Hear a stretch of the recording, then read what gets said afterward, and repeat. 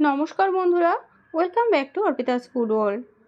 আজ আমি আপনাদের সাথে শেয়ার করব একদম দোকানের মতো পারফেক্ট আমলা ক্যান্ডি বা আমলকির ক্যান্ডি রেসিপি। এটা কিন্তু বাচ্চা থেকে বড় সবার ভীষণ প্রিয়, আর জাস্ট কয়েকটা স্টেপ ফলো করলেই বানানো কিন্তু খুবই সহজ। চলুন তাহলে কথা না বাড়িয়ে ঝটপট রেসিপিটা শুরু করা যাক। এখানে আমি 500 গ্রাম ফ্রেশ আমলকি নিয়ে নিয়েছি। আমি এখানে বাজারে যে বড় সাইজের আমলকিগুলো পাওয়া যায় সেগুলো নিয়েছি। আপনারা চাইলে ছোটোগুলো নিতে পারেন, তবে বড়গুলো নিলে দেখতেও বেশ ভালো হবে, বড় বড় একদম দোকানের মতোই সাইজ হবে। এবার আমলকিগুলোকে আমি 15 মিনিট মতো গরম জলে স্টিম দিয়ে সেদ্ধ করে নেব। এটা কিন্তু গরম জলের মধ্যে দিয়ে সেদ্ধ করা যাবে না। দেখুন 15 মিনিট মতো সেদ্ধ করলে আমলকির যে পার্টগুলো থাকে সেগুলো কিন্তু এমনিতেই সফট হয়ে যাবে, ফাঁকা ফাঁকা হয়ে যাবে। তখন এগুলো হাত দিয়েই অনায়াসে আপনারা আলাদা করে নিতে পারবেন। এবার স্টিম থেকে সরিয়ে নিয়ে আমি আমলকিটাকে একটু ঠান্ডা করে নেব। ঠান্ডা করে আমি দেখিয়ে দিচ্ছি কিভাবে আমলকিগুলোকে বীজ থেকে ছাড়াতে হবে। দেখুন জাস্ট এভাবে চাপ দিলেই কিন্তু আমলকিগুলো বীজ থেকে ছাড়িয়ে যাবে।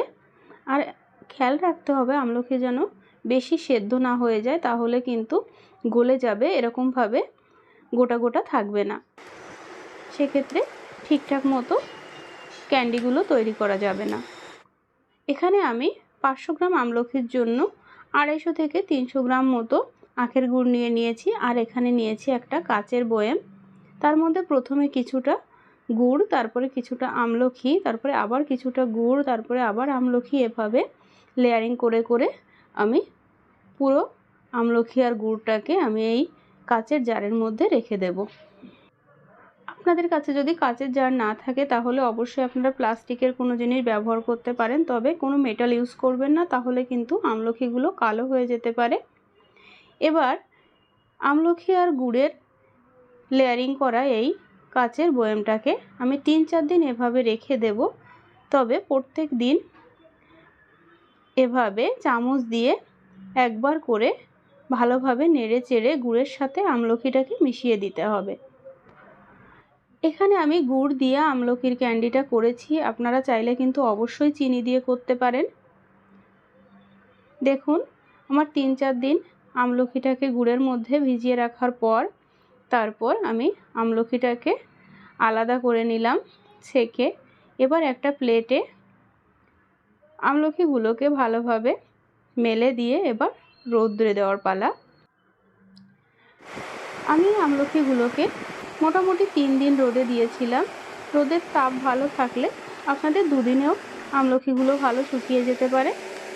মোটামুটি আমি 3 দিন মতো রোদে দিয়েছি। তারপর দেখুন আমলকিগুলো শুকিয়ে একদম পারফেক্ট হয়ে গেছে, এরকম হালকা ব্রাউন কালার হয়ে যাবে। আর আপনারা যদি চিনি দিয়ে করেন তাহলে কিন্তু এটা দোকানে যেমন একদম সাদা সাদা কালারের হয় সেরকম হবে।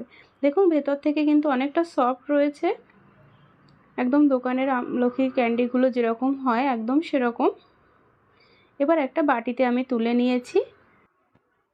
এবার আমি আমলকিগুলোকে দোকানের মতো টেস্ট আনার জন্যে এর মধ্যে আমি দিয়ে দেব 2 চামচ মতো সুগার পাউডার। আপনারা এটা দোকান থেকেও কিনে আনতে পারেন।